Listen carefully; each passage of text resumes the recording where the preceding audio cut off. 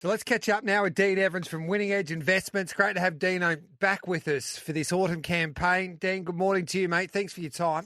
Good morning, Gareth. How you going? I'm very well, mate. Geez, it's a big weekend of racing, Group 1 racing in Melbourne and Sydney. We'll start with the Randwick meeting with the Chipping Norton and the Surround Stakes. With Bet365, you've got In Secret that's a short price favourite. It's been solid throughout betting since the fields were finalised there on Wednesday. So she's still around, $2.10 In Secret with Bet365. The slipper winner of last year, Firebird at $21. Sue Gotcha's first up at $5. Then we go down to Madame Pomeroy at $19, 1,000 guineas winner. She's a belter at $19.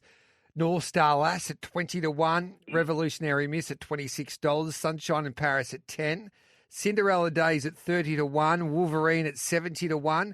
Ruthless Stain's got the Jacquino form lines at $13, and then A Lot More Love at $29. Receipt at 41.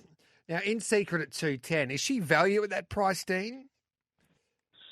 Look, I don't think so, Gareth. She's a really classy 3-year-old filly. She ran a close second in the Group 1 Golden Rose, and then a very comprehensive win in the Group 1 Coolmore, and won the Group 2 Light Fingers, the main leader for this first up. But there's a couple of really interesting statistics on this race, Gareth, and one's that the last 6 winners of this were all Group 1 mile winners, or Group 1 place over a mile at the previous prep as 3-year-olds. So they sort of had that, that strong mile run and it's sort of hardened and can really run a strong 1,400, obviously, as well as a good mile. And it's quite interesting. 3 of those 6 were at double-figure odds. The last couple of favourites in the last couple of years, Espiona, had both failed in the last 2 years because they hadn't had a sort of Group 1 mile win or place. So that actually puts In Secret, doesn't have that. She obviously had the sort of sprinting Golden Rose Coolmore stud preparation, very good sprinter. But in terms of identifying a winner of this race, that's been a very strong profile every single year. So I think at the $2.10 for In Secret, second time Huey Bowman's riding her, but she's had quite a few different rides in her career. I think this race we can get a bit of value. Zugotcha, won the Silver Shadow T Roseanne and Flight Stakes Triple Crown last prep.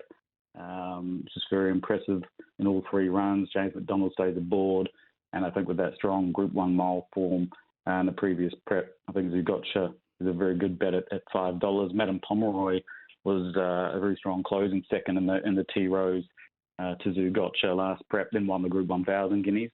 And first up, her Light Fingers run was very impressive, ran plus 6.1, the second quickest last 600 metres in the race. She's $19.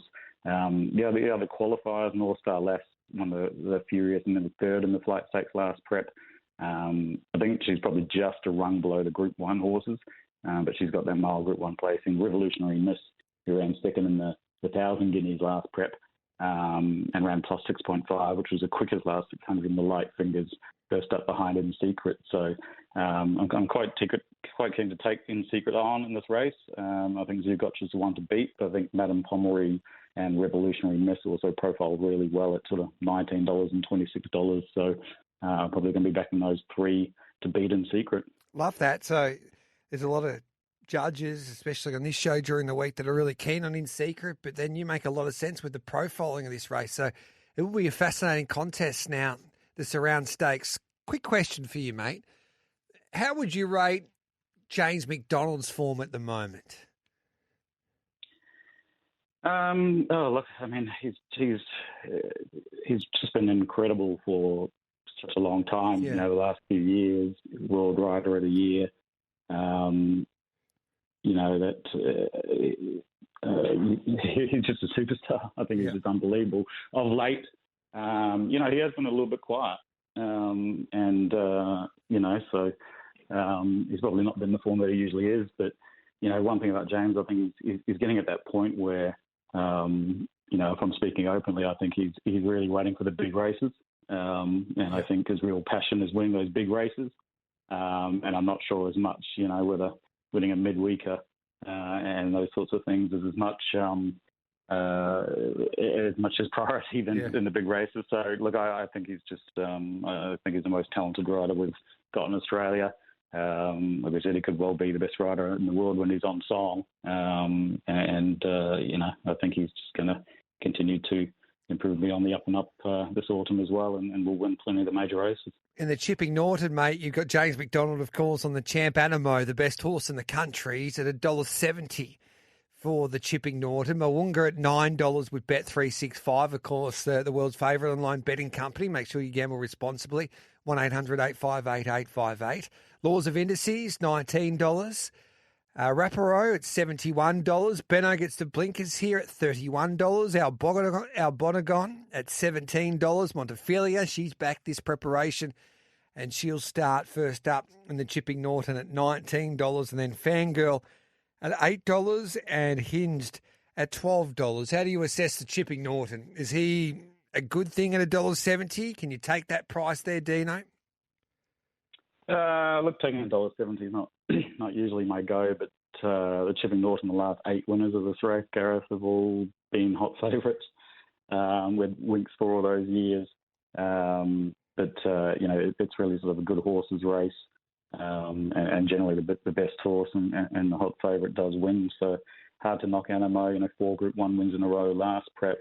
Won the Apollo first up, so he's come back well. And it's hard to really see anything turning the tables on him, so I do think Anamoe will win. The dangers are probably the ones that are in the market, and I'm quite aligned with the marks in this race from a ratings perspective. Moonga ran really well first up, hit the line very strongly, ran sort of plus 9.3 the last 600 metres, so he's going really well.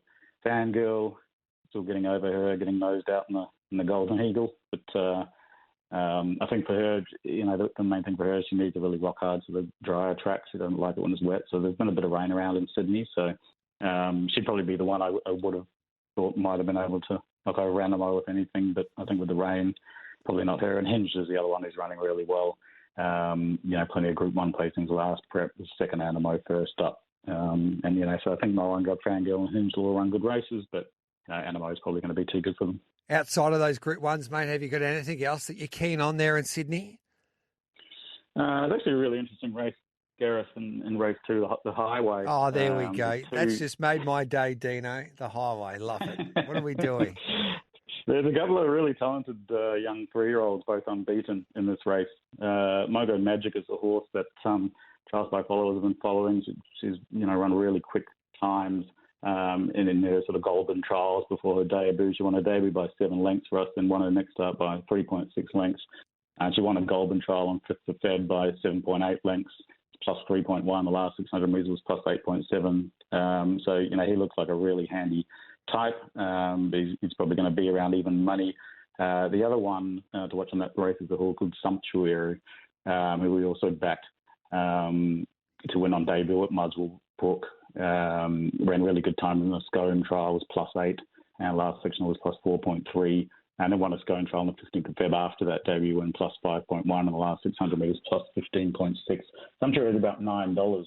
So as much as I like Mogo Magic as a horse, I'm actually going to be backing Sumptuary at around $9, and then just saving on Mogo Magic at sort of even money. And I think that looks a really nice bet in a race where there's 2 very talented horses in it. So Sumptree, you get around $8.50, Bet365. Pikey's back in Sydney. William Pike takes the ride for Paul Massara. And, of course, Mogo Magic's around that $1.80 quote there with Bet365 and the Highway. Hey, we'll take a break. This is Dean Evans with me here on Giddy Up on this Friday morning, thanks to Winning Edge Investments. When we return, we'll have a look at the 3 Group 1s at Sandown tomorrow.